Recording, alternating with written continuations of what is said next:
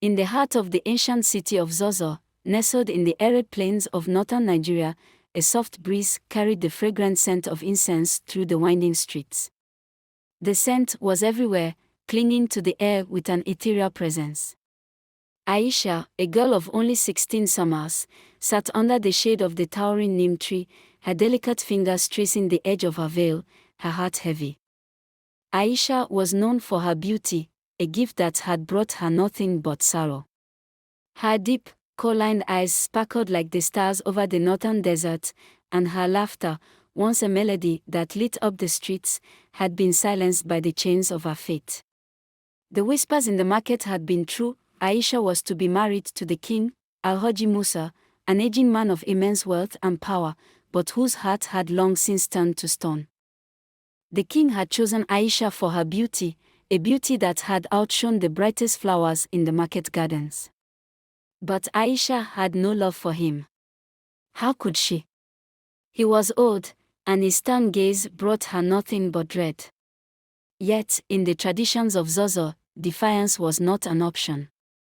Her father, indebted to the king, had agreed to the marriage, sealing her fate without her consent. The dowry was large, and her father had seen no other way to escape his financial burdens. The night before her wedding, Aisha sat alone in her room, the smell of burning incense thick in the air. Her mother had lit the incense to calm her, but the swirling smoke only made Aisha feel trapped, as though she were already enclosed in the suffocating walls of the king's palace. She fought back tears, knowing that her fate was inevitable. The future felt like a prison, and her heart longed for a love she had never known.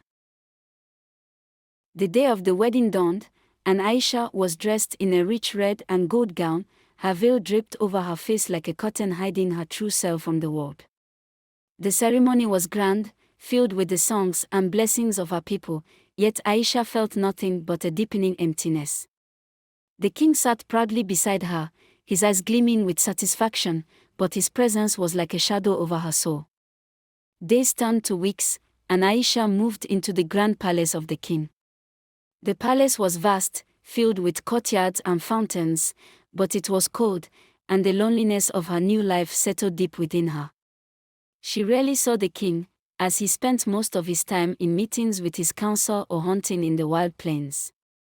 In his absence, Aisha wandered the palace, trying to find some solace in the gardens and quiet halls. It was during one of these aimless walks that she first saw him, Prince Umar, the king's son.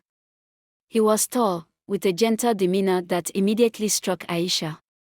His eyes, warm and kind, were unlike his father's, and there was a quiet strength in the way he carried himself. He had returned from a long journey and had not been present at the wedding, but now he was here, and Aisha felt an inexplicable pull toward him. Their first conversation was brief, a simple exchange of pleasantries in the garden, but Aisha's heart raced in a way it never had before. Over time, they began to meet more often, always by chance, or so it seemed. Each time, they spoke a little longer, their words flowing easily as though they had known each other for years. Aisha found herself smiling again, her laughter returning in quiet moments when Umar told her stories of his travels, of faraway lands and adventures that seemed like dreams. But as their connection deepened, so did Aisha's fear. She was the wife of the king, bound by duty and tradition. To love the prince was forbidden, a betrayal that could lead to ruin for them both.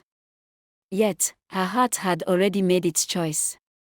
She could no longer deny the way she felt when Umar was near, the way her soul seemed to come alive in his presence. One evening, under the cover of twilight, they met in the palace gardens, the scent of jasmine and incense heavy in the air. The sky above them was painted with the soft hues of dusk, and the world seemed to hold its breath. Aisha, her heart pounding, finally spoke the words that had been weighing on her soul. "I cannot do this," she whispered, her voice trembling. "I cannot be the king's wife and live this lie. But I am bound by duty, and we cannot." Umar took her hand, his touch gentle yet firm. "Aisha," he said softly, "I have loved you since the moment I saw you. I know the dangers we face, but love is a force stronger than duty. I will protect you, no matter the cost.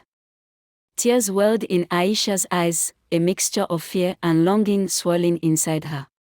Could she truly defy the fate that had been forced upon her? Could she risk everything for love?